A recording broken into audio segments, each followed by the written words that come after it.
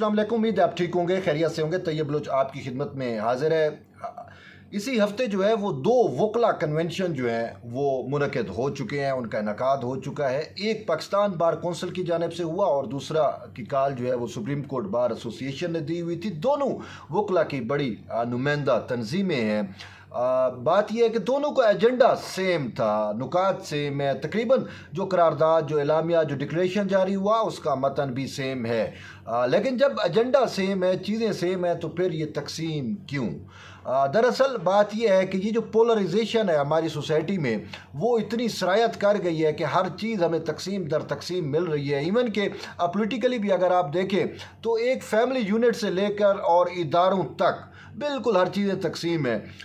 Family को तो आप बेहतर समझ सकते होंगे कि इवन एक ही फैमिली में कितने मुख्तलिफ नज़रियात के लोग जो है वो होते हैं। लेकिन ख़ुसूसन जब से तहरीक इंसाफ ने जो है ये पोलराइजेशन को एक्सलरेट किया है, उसके बाद जो सूरत हाल है वो काफ़ी हद तक तब्दील हो चुकी है। पहले अखलाकियात होती थी, जमहूरियत में बर्दाश्त को जो है वो उसके एक सिंबल समझा जाता था जमहूरी अक़दार का, लेकिन अब जो है वो बर्दाश्त भी नहीं है। अदम बर्दाश्त के साथ साथ अखलाकी गिरावट ने भी जन्म लिया और इस सब का क्रेडिट जो है वो तहरीक इंसाफ के चेयरमैन इमरान खान को जाता है, जिसने हमारी सोसाइटी की जो अक़दार थी वो छीन ली और भी बहुत सारी चीज़ें। लेकिन उसके साथ साथ हमारी पूरी सोसाइटी को जो है वो तकसीम किया। तो वो तकसीम जहाँ हमें जो है वो इदारों में नज़र आती है, इसी तरीके से अगर हम देखें, मैं स्पेसिफाई कर रहा हूँ सुप्रीम कोर्ट को, कि सुप्रीम कोर्ट में भी जो जजेज़ हैं उनके दरमियान भी एक वाज़े तकसीम है।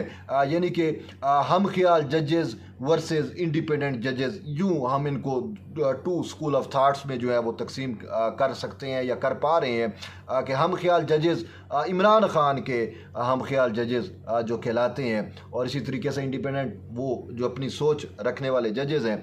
तो ये पुल जो जैसे जज तकसीम है, इसी तरीके से वकला की नुमाइंदा तंजीमें जो है वो भी तकसीम है। यूँ शायद सोसाइटी का हर तबका, हर चीज़ जो है वो हमें इस तरीके से तकसीम नज़र आती है। लेकिन वकला की जब तकसीम की बात करते हैं तो पाकिस्तान बार कौंसिल और सुप्रीम कोर्ट बार एसोसिएशन के दरमियान जो तकसीम है वो तो पिछले दिनों इतनी ज़्यादा जो है वो बढ़ चुकी थी कि मामला सुप्रीम कोर्ट में आ गया था। सुप्रीम कोर्ट को सालसी करनी पड़ी थी। इवन के पाकिस्तान बार कौंसिल जो अपेक्स बॉडी है वकला की, वो जो है वकला की तमाम चीज़ों को जो है इवन के किसी वकील के ख़िलाफ़ ज़ाब्ते की कार्रवाई भी करनी हो, लाइसेंस का इजरा हो, कुछ भी हो, तो वो पाकिस्तान बार कौंसिल जो है वो करती है। तो सुप्रीम कोर्ट बार एसोसिएशन भी उसके मातहत है। लेकिन जब से ये सुप्रीम कोर्ट बार एसोसिएशन के इलेक्शन हुए और आबिद ज़ुबैरी ग्रुप जो है या हामिद खान ग्रुप बरसर इक़्तिदार में आया, तो ये मेन की पोस्टों पे तो ये आ गए। लेकिन जो एग्जीक्यूटिव बॉडी है सुप्रीम कोर्ट बार एसोसिएशन की, उसमें जो है वो इंडिपेंडेंट सोच रखने वाले जो है वो ज़्यादा हैं, यानी हम ख्याल कम है। तो एग्जीक्यूटिव बॉडी के फ़ैसलों को सुप्रीम कोर्ट बार के जो इलेक्टेड सदर हैं, जो सेक्रेटरी हैं, वो नहीं मानते। तो यूँ ये मसाइल बढ़ते रहे और यहाँ तक हमने देखा कि फिर पाकिस्तान बार कौंसिल ने सुप्रीम कोर्ट बार एसोसिएशन के सदर को भी जो है वो मजूल कर दिया था और फिर वो मामला सुप्रीम कोर्ट में आया। जस्टिस आयशा मलिक और जस्टिस मोहम्मद अली मज़हर का बेंच था। फिर उस बेंच में जो है वो सालसी हुई, सालसी का किरदार अदा किया उस बेंच ने, और उनके जो इख्तलाफात थे वो अगरचे किसी हद तक मिनिमाइज़ किए और सुप्रीम कोर्ट बार का सदर भी और बाकी अहदेदार भी अगरचे बहाल हो गए। लेकिन उसके बाद भी हम देखते हैं कि पोलिटिकली भी उनमें हमें तकसीम नज़र आती है और सब अपना अलग अलग एजेंडा जो है वो लेकर चल रहे हैं। लेकिन अब चूँकि जिस नहज के ऊपर पाकिस्तान पहुँच चुका है, वहाँ पर जो हमें सबसे कॉमन चीज़ें नज़र आ रही हैं, तकरीबन हर सोसाइटी में से ये चीज़ उठ रही है, आवाज़ आ रही है कि इलेक्शन जो है वो एज सुन एज पॉसिबल कराए जाए, क्योंकि आइन की जो कमांड है वो 90 रोज़ में इलेक्शन कराना है और इलेक्शन कमीशन की जिम्मेदारी बनती है कि वो 90 रोज़ में इलेक्शन कराए। लेकिन अभी तक की जो चीज़ें नज़र आ रही हैं कि इलेक्शन कमीशन उस सिमत जा ही नहीं रहा। बात यह है कि इलेक्शन कमीशन का भी हमें जो किरदार है अब वो इस वजह से मुतनाज़ा होता हुआ नज़र आ रहा है क्योंकि वो अपनी जो आइनी ज़िम्मेदारी है उसको अदा नहीं कर रहा। लेकिन इलेक्शन कमीशन के पास एक जवाज़ ज़रूर है, वो ये कहता है कि मैंने हल्का बंदियाँ करनी है, तो ये नई मरदमशुमारी और ये सारा कुछ। लेकिन बात यह है कि नई मरदमशुमारी से जो है वो कोई हल्के तब्दील नहीं हो रहे, हल्का बंदियां हो सकती हैं, लेकिन यानी कि हल्के बढ़ नहीं रहे। जब हल्के बढ़ नहीं रहे, अगर हल्के सपोज करो अगर हल्के बढ़ने होते तो फिर तो बड़ा बहरान पैदा होता, क्योंकि उसके लिए फिर आपको जो है वो आइन से एक तरमीम चाहिए होती है कि सूबाई असम्बली के इतने हल्के बढ़े या कौमी असम्बली के इतने हल्के बढ़ रहे हैं, वो तो होना नहीं है। तो फिर उसके बाद जो ताख़ीर है वो समझ से बालातर है। ये मामला जो है वो तो सूरत रफ्तारी से निपटाया जा सकता है, और इसी वजह से हमें मुसलसल ख़ासकर पाकिस्तान पीपल्स पार्टी का जो मौक़िफ़ है वो बड़ा लाउड एंड क्लियर है। वो तो कह रहे हैं कि भाई एज सुन एज़ पॉसिबल, यानी कि 90 रोज़ की उनकी डिमांड थी, लेकिन 90 रोज़ में भी अगर नहीं हो पा रहा तो आप इलेक्शन कमीशन को कहा कि आप जल्दी से हल्का बंदियों से के मामला से नबुर्द आज़मा होकर शेड्यूल जारी करें। लेकिन इलेक्शन कमीशन अभी इस हवाले से कोई जो है वो कोई ठोस इकदाम करते हुए नज़र नहीं आ रहा, क्योंकि इलेक्शन कमीशन के ज़राए से हमें ये पता चला है कि इलेक्शन जो है वो इस साल तो होने नहीं है, 2023 में नहीं होने।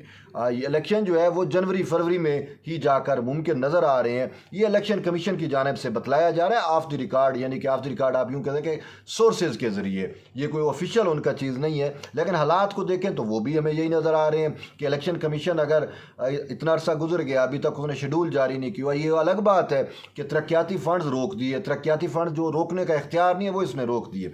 लेकिन अब इलेक्शन कमीशन पे दबाव डालने के लिए जो है वो मुख्तलिफ ग्रुप्स जो है या मुख्तलिफ पोलिटिकल स्टेक होल्डर जो हैं वो सामने आ चुके हैं। लेकिन उसमें ये जो दो मेन ग्रुप हैं जो आल पाकिस्तान वकला की नुमाइंदगी करते हैं, जिसमें सुप्रीम कोर्ट बार एसोसिएशन हो गई, पाकिस्तान बार कौंसिल हो गई, इन दोनों का मुतालबा भी अब सामने आ चुका है। वो 90 रोज़ में इलेक्शन कराने का मुतालबा है और इस हवाले से करारदादें पास की गई।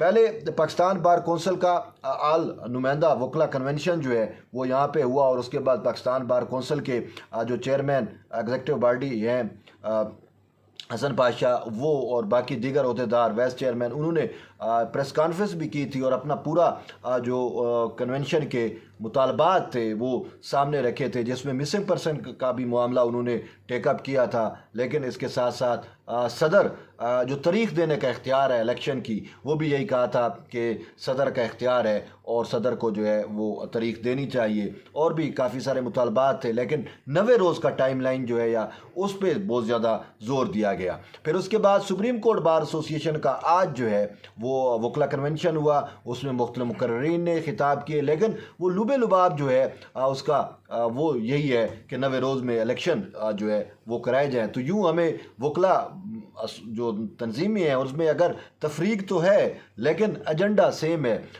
लेकिन अफसोस से कहना पड़ रहा है कि अगर ये मिल के ये मामलात करते तो शायद मुअस्सर आवाज़ जाती।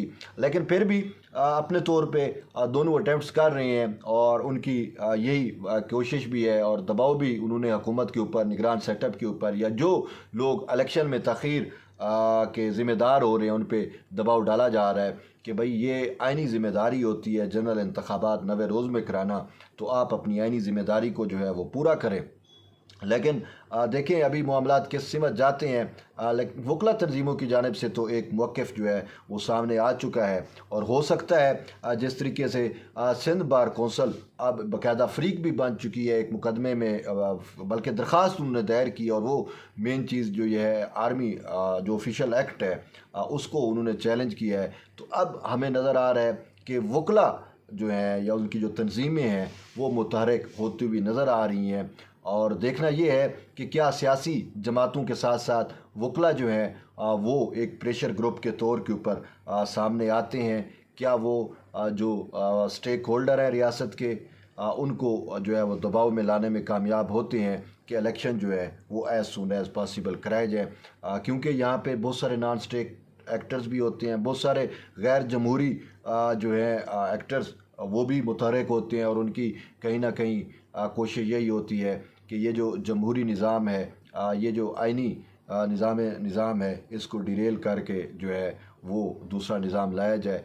तो अब ऐसी सूरत हाल में जब निगरान सेटअप हो और केयर टेकर हुकूमतें हों, तो ये बहुत सारे लोगों को जो है वो फेवर देती हैं, तो इसी वजह से वो लोग भी अपने तौर पे कोशिश कर रहे हैं। लेकिन मेन चीज़ इलेक्शन कमीशन पे रिस्पॉन्सिबिलिटी फ़िक्स होती है, उसने आइन और कानून को देखना है। जब आइन और कानून उसको पाबंद बना रहा है तो फिर इलेक्शन कमीशन की जानिब से तख़ीर जो है वो समझ से बालातर है। तो बहरहाल देखते हैं कि आगे पाकिस्तान की सियासत किस रुख या किस सिमत जाती है।